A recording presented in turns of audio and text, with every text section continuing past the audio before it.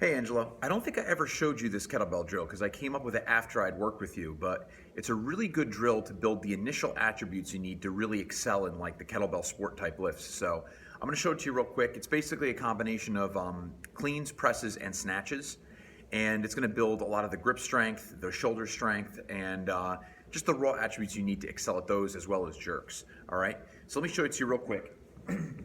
I think you've probably seen online, or I might have showed you in the past, Valeria Fedorenko had an exercise he called a half snatch, also as a beginner lift to kind of build some raw attributes that you need for snatching. This is the exact opposite. So you call it a reverse half snatch, or you can call it a clean and press with a snatch drop. So it starts out just like you would a normal like clean and press. You clean the bell. Once you clean the bell, you press it, and then you drop it like it was a snatch, right back into the clean. All right, so I'll do a couple so you can kind of see the cadence.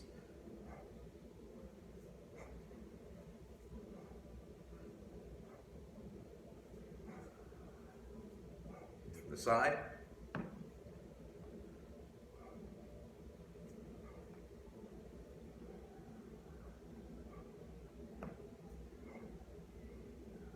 And from the other side.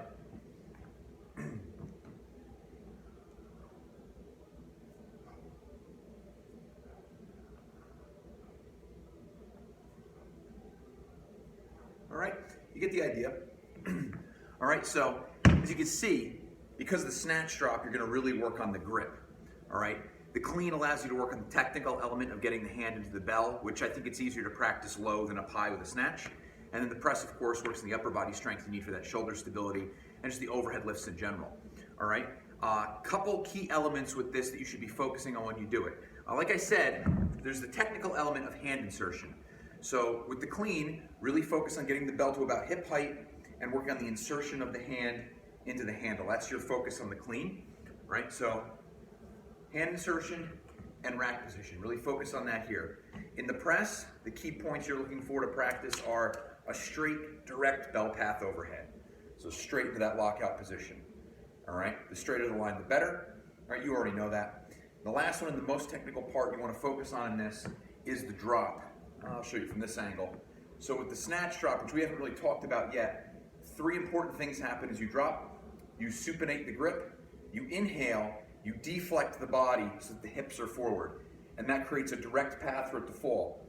If you look at it from the center, you're trying to get the bell to the center of the body, not here. If you just turn it here, it's gonna come down and whack you in the leg. So with your hip, orient your shoulder and your elbow and your hand over the center line of the body, so when it falls right into that saddle area there, right against your hip. So you get contact here first. All right, so that's your key point in the snatch drop. Okay? Those are three really important things you need to work on if you want to increase the volume in kettlebells. So right now I know you're doing a lot of like barbell strength stuff, so if you want to, you can do this drill heavy and you can treat it like a strength drill, so 3 to 5 reps for a couple of sets, and you can do that at the end of like a strength workout. And that would probably be with like, for you, a 16 to 20 kilo bell, right? Like on the heavier side. And then if you want to do it as more of a conditioning drill, more for endurance, you can do it with a 12 or a 10, and you can work it for time and pacing like you do with the other lifts. All right, and you can do that again. I would say since you're prioritizing your barbell lifts right now, do that at the end of a workout. So, you know, you can put your priority towards your barbell lifts and still get to practice this a little bit. All right, try it out. That's an excellent beginner drill.